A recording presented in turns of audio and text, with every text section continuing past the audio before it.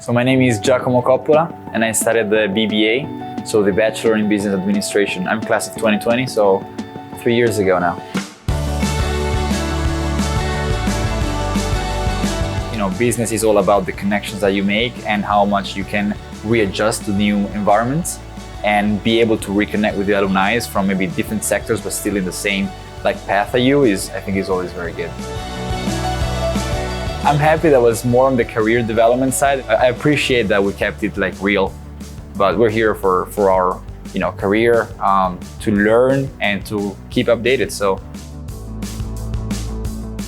it was good because it was not too long and not too many. So it gives the perfect balance between the classes that you have and the time that you have to spend doing some networking.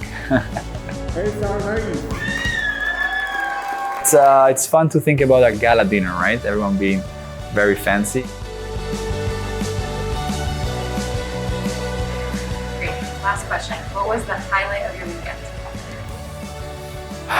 The paella. No, it was very good paella.